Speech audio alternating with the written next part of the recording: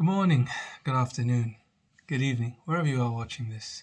Ladies and gentlemen, this is week or episode 29, based on week 29 of the Diary of a PWP, a psychological wellbeing practitioner. This week has been quite interesting. A lot of learning, very insightful. Firstly, I ended 2 treatments, which is a very, very fulfilling moment for both myself as a practitioner and for my clients. I ended 1 treatment for depression using behavioral activation. She's done very well. She's been really working hard on her sort of building up her diary, getting more active, which as a result reducing her low mood, feeling more uplifted.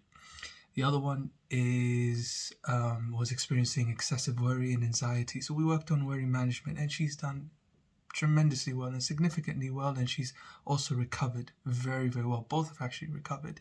She's learned the techniques, she's learned all the different sort of coping mechanisms that she needs to learn, and we've had those discussions, sort of what's been working well, and what's working well, and what can she do moving forward with both of them actually. So working on what we call a staying well plan, a relapse prevention plan. So what's worked, what's helped, and what would we see going forward, like what type of signs, what signals that kind of indicate that things are going a bit downhill, and what can we do about them?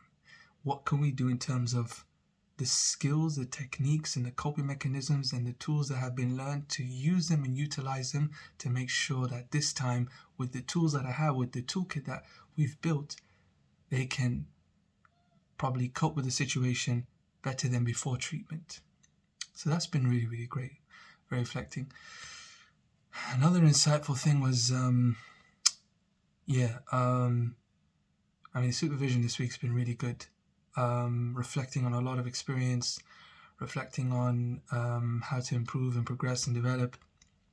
I remember I had the opportunity to ask a couple of questions with regards to certain skills. So I'm currently trying to work on is building some type of a flowchart or different scenario questions based on different scenarios, realistic scenarios. And this gives me the opportunity to kind of tap into my brain and really think of realistic situations that either have happened or that could happen. And they're very beneficial. Understanding, client challenges.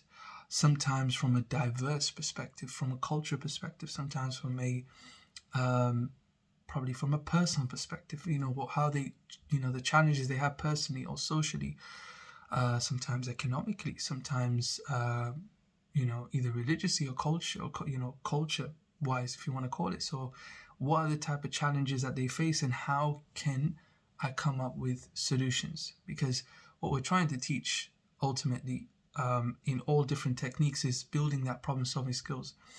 And problem-solving is a really, really important skill that we all need in our lives. We all need, and as practitioners, we're kind of expected to kind of really be very good at troubleshooting and problem-solving to kind of help them and guide them and support them to how they can better engage, and leading to more positive progress and a positive, an improvement for them to have, kind of deal with, or not deal, but how can we get them to recover from their mental health problem that we're currently working on?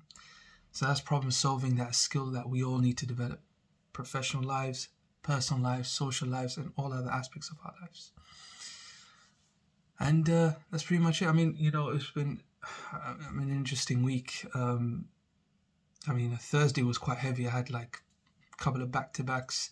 Even on Friday I had a few back-to-backs, and just looking forward to learning more. Just hoping that this time I progress, because it's been a hell of a journey, and it's just been I have to kind of like work on recording certain sessions again because of my summative recording that I have to resubmit. It's just a lot of learning. I really don't know what to say, but it's like a lot of learning. But what I can say to kind of break it down is really work hard towards improvement, and it's something that we continuously have to work on. You're going to hear this again and again, is us working harder, working smarter, finding smarter ways. One thing that I benefited from this week from my supervisor was, I remember showing him some Google Sheets that I was working on, and I'm so happy that he actually had a look at them, because he was able to sort of like correct me, advise me, give me tips, and he gave me sort of a method that he uses to kind of help him. And literally I found that really, really useful. I started using it literally on Friday, and I could see that it really helps as a reminder, and it really keeps you on top of things.